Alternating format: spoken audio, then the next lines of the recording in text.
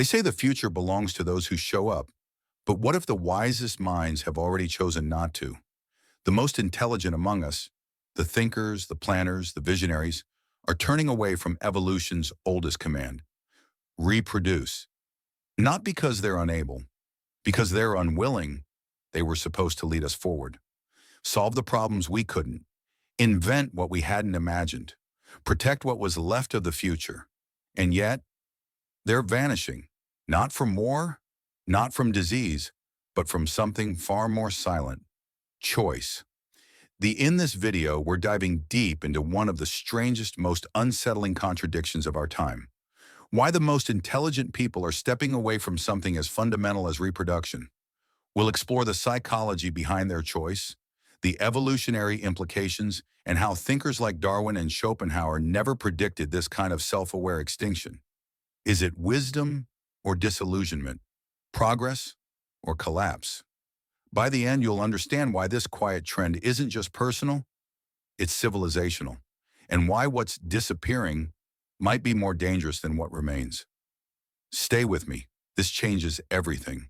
There is no dramatic revolution. It's a quiet exit, a silent rebellion behind closed doors, behind climate models, behind eyes that have seen too much and hoped too little. No marches, no slogans, just a steady, cerebral retreat.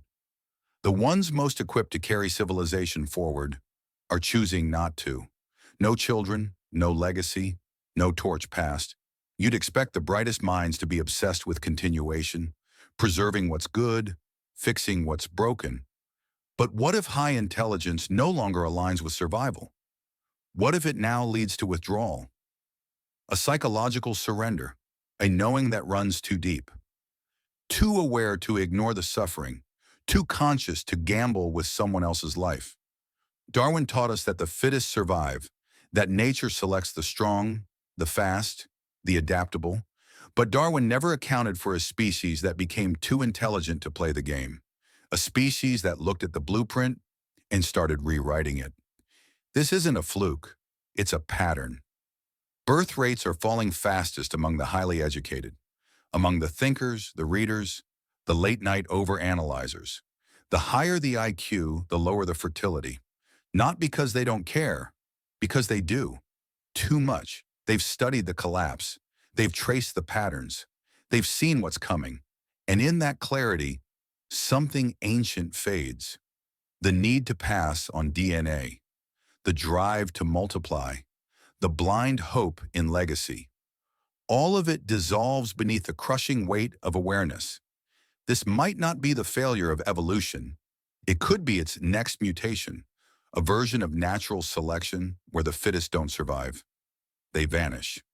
So the question now is not biological, it's existential. What happens to a world where its sharpest minds no longer wish to shape it? This is the paradox Darwin never saw coming, the extinction of the most awake, and it's already begun. Once having children wasn't a choice, it was a duty, a necessity, a biological imperative woven into the structure of survival itself. To pass on your bloodline, your name, your land, to build armies, families, tribes.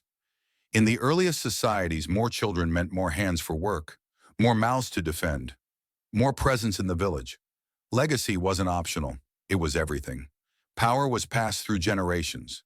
Fertility was sacred. Women were praised for bearing many sons. Men were respected for spreading their seed. It wasn't just cultural, it was evolution's whisper.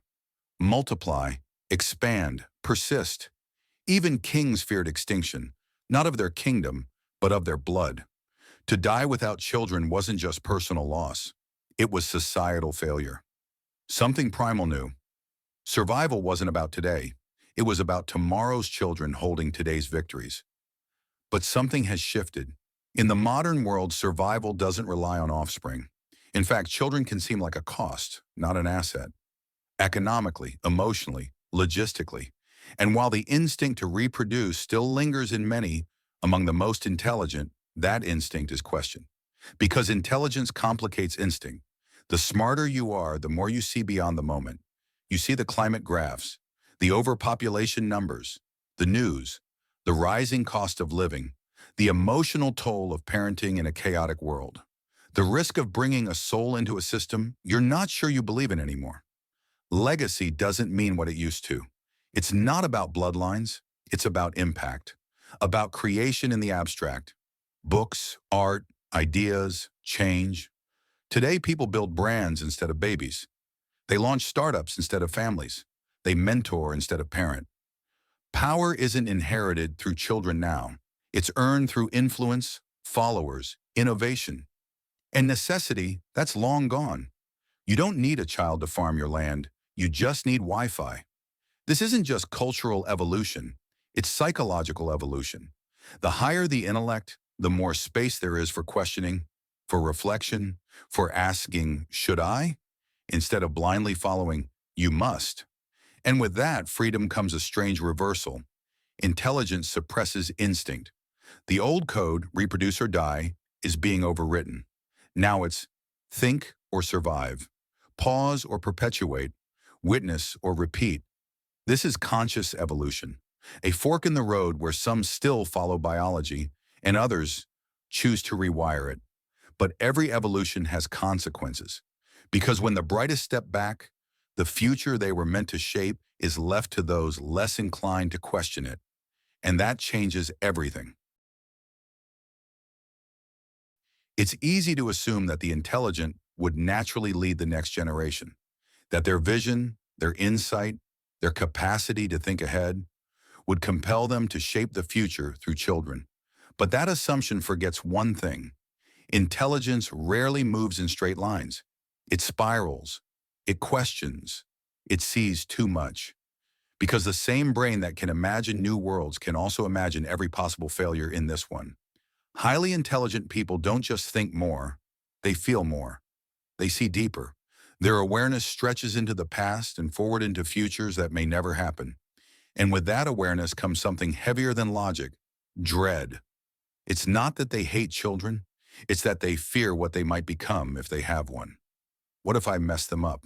What if I pass down the very wounds I've spent my whole life trying to heal? What if I can't protect them from a world I barely trust myself? It's a fear of legacy, not of continuing life, but of continuing pain. Intelligence doesn't just ask how to raise a child, it asks, should I? And from there, the spiral begins. You consider the environment, the economy, the violence, the isolation, the uncertainty of raising a soul in an age of constant noise and declining truth. Then come the personal shadows. You remember your childhood, your parents' mistakes, your own anxiety, the therapy sessions, the inherited trauma, and you wonder if bringing a child into your life would give them love or load them with unresolved pain. You wonder if your freedom would become their prison. For the intelligent, this isn't hesitation, it's mourning. Mourning the idea of a child you might have loved, if only you trusted yourself to carry the weight. Darwin never predicted this. He saw nature selecting for strength, adaptability, cleverness. But he didn't account for a species so self-aware that it would question reproduction itself. So cautious, so conscious, it would choose not to pass on its DNA. This is where natural selection breaks down, when nature creates a mind capable of overriding it. Choosing not to have children isn't always fear. Sometimes it's a profound act of mercy, a decision rooted in compassion, a refusal to repeat cycles that never healed, a pause on the conveyor belt of inherited pain. It's a question of depth over instinct, because the intelligent don't ask, can I have children? They ask, can I raise someone in a world I don't fully believe in? And sometimes, the silence that follows is the most responsible answer of all. They used to say that life was a blessing, that bringing a child into the world was a duty, a joy, a divine act, something sacred, something unquestionable. But what happens when people become smart enough to question everything? Not out of bitterness, but because they see too much. Antinatalism isn't a TikTok trend or some cold intellectual exercise. It's a psychological rebellion, a philosophical war against unconscious tradition. It asks, if life is mostly suffering, Why force someone else to experience it? Arthur Schopenhauer once wrote that life swings like a pendulum between pain and boredom.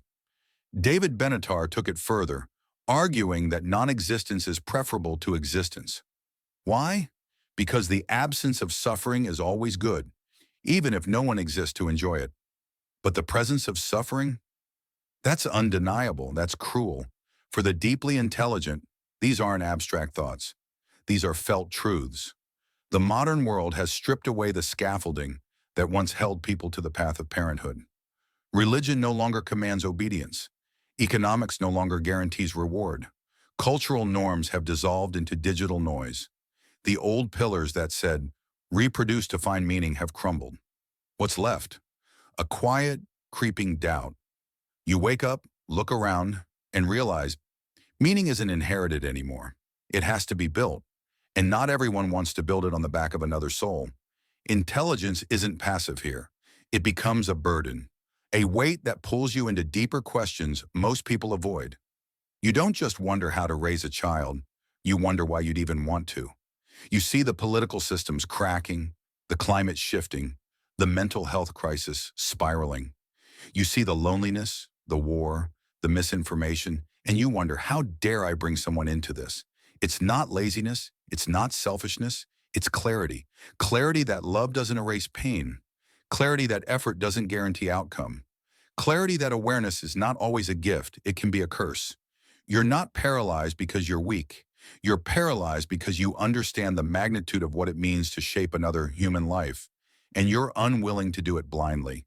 This is the psychology of the modern anti-natalist. Not heartless, not broken, just awake. And sometimes being awake means you choose to end the cycle. Out of love, not hate. Out of caution, not despair. Out of wisdom, not rebellion. Because the most intelligent among us often see what the world refuses to admit, that life is not owed, that suffering is not noble, and that sometimes the kindest act is choosing silence over legacy. Not out of fear, not from failure, but from a quiet realization that the game has changed. Zoom out just for a moment. Look beyond individual choices. Look at the system. Who's being rewarded? Not the reflective, not the cautious, not the ones asking hard questions about climate, morality, or sustainability. The system doesn't favor long-term thinking. It rewards immediacy, volume over depth, visibility over value. We glorify consumption, we worship appearance, we celebrate impulse as confidence and ignorance as charm. The loudest wins, the flashiest dominates, the most viral becomes the most powerful. Meanwhile, the thinkers, the ones who pause before acting, who imagine not just the now but the after, are stepping back, silently, systematically, almost invisibly. It's not just childlessness, it's detachment from systems altogether, from politics, from institutions, from traditions, from reproduction, not out of laziness, but as a form of protest, a philosophical rebellion dressed as withdrawal. We used to think evolution favored the strongest, the fastest, the most aggressive. Darwin called it survival of the fittest. But what if the rules have changed? What if survival now belongs to the indifferent?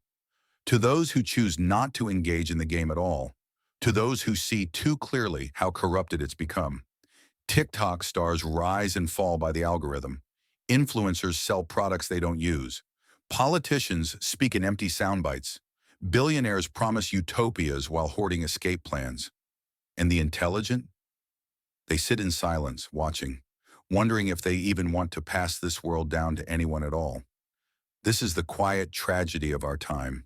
The most conscious minds are the ones removing themselves from the timeline, not because they've given up, because they've seen through it. And in doing so, they've become evolution's unintended outcasts, too awake to play along, too burdened to pretend, too honest to create life inside a system they no longer trust. Maybe Darwin was right, in his time, but in ours, survival isn't about strength anymore. It's about surrender, not to weakness, but to a kind of clarity so sharp, it cuts the desire to continue. What is intelligence for, if not survival? We've been told it's our evolutionary advantage, our tool, our weapon, our flame in the dark. But what happens when that flame starts burning through everything? Certainty, joy, instinct, even the desire to go on? The truth is, the more you see, the harder it is to participate. When your mind refuses to ignore the patterns of suffering, exploitation, decay, it becomes difficult to justify creation, especially when that creation means another life, another soul thrown into a system you no longer trust. There's a loneliness that comes with awareness, not just the loneliness of being different, but of being awake in a world that thrives, a world that tells you to smile, to marry, to reproduce, without ever questioning why. For the highly intelligent, the world often feels like a performance. Everything is scripted. Values are sold in bulk. Meaning is mass-produced. And if you don't buy in, you become the strange one, the outsider, the one who thinks too much. So childlessness becomes more than a lifestyle choice. It becomes a symbol of rebellion against a culture that glorifies conformity, of pain, because detachment is not the absence of feeling, but the inability to reconcile feeling with reality, of freedom, because some people don't want to raise a child inside a burning house, and paradoxically, of love. Love for the potential child who will never have to suffer. Love for the self that refuses to reproduce just to feel valid. Love for the planet, already strained by billions who were born simply because no one questioned tradition. Nietzsche once said, "He who has a why to live can bear almost any how." But what if the intelligent are losing their why? Darwin believed intelligence was nature's crowning achievement. But even he could not have predicted a species so advanced, it begins to reject its own blueprint. The more conscious we become of life's complexity, the more tragic it feels to replicate it. The more aware we are of history, trauma, systems, and entropy, the more unnatural it feels to bring a child into it, wide-eyed and helpless. So intelligence becomes a paradox. It is our gift and our curse, our light and our isolation. The ones who think the most often feel the most, and the ones who feel the most often step back quietly from the spotlight of tradition. They aren't cowards. They aren't cold.